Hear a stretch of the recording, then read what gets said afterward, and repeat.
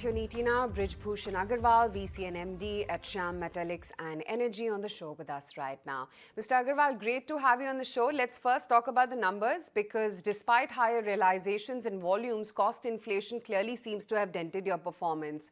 Now that costs have come down and eventually the same will start getting reflected onto your financial as well. Just wanted to understand what kind of margin trajectory can one expect from here on?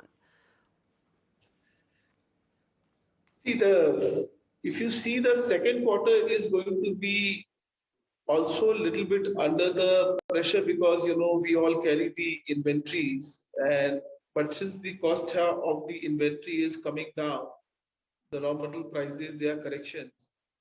We expect that if from the third quarter onwards we will see the margins getting more better. Anticipated a cost rise and stocked up on inventory as well. Now that inventory is replenishing and costs have been volatile, given this, what is the inventory build up now and how is this going to sort of impact your margins again?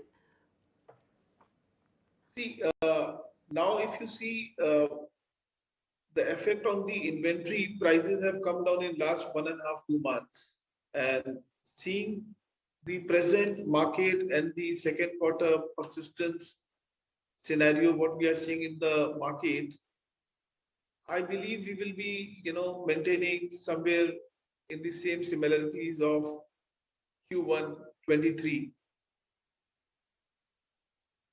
Currently, the spread which you are enjoying, has that stabilized? The conversion margin, what you have, how's that also looking? It is not yet stabilized, but I believe from the third quarter it will be stabilized. Because when we see the old inventory getting exhausted completely and the new inventory coming up at the new price, the market will also improve in the third quarter because we all know there is a stimulus effect in the China where they have to also increase their consumption, and there's also an October conference which is due. So we see that there will be improvement from the third quarter onwards. Sense as to what was your peak spread, and when you say that it will stabilize by Q3, where will it stabilize? See, if you see this quarter, we have done an EBITDA of around 18.5%.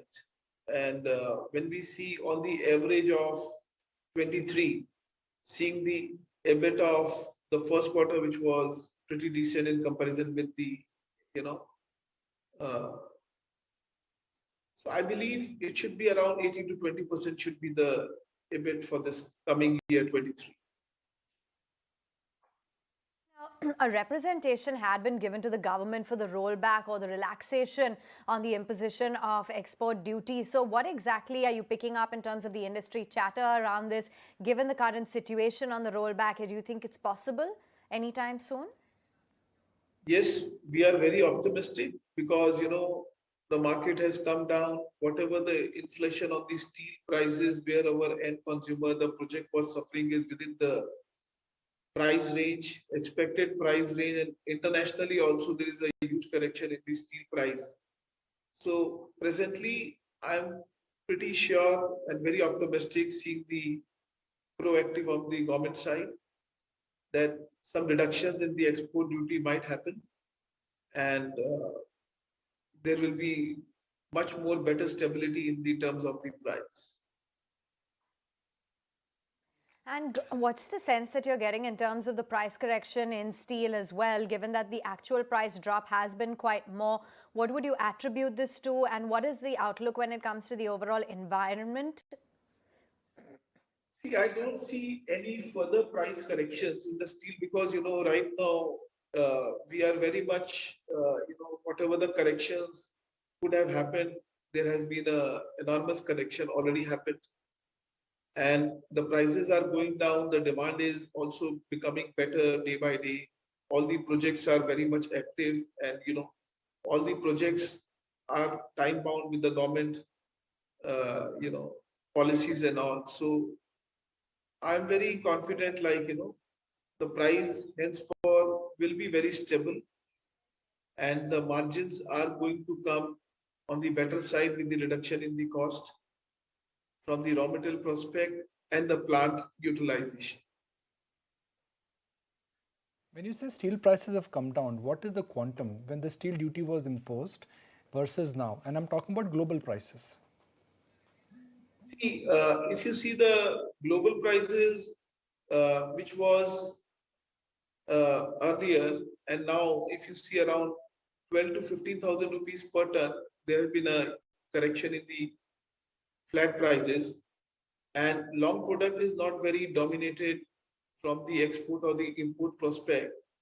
But with the increase in the energy price worldwide, the scrap prices have gone up. So the Indian company like us, who are not dependent on the scrap but more dependent on the iron ore, will get a better margins and stability in terms of uh, price and the margins.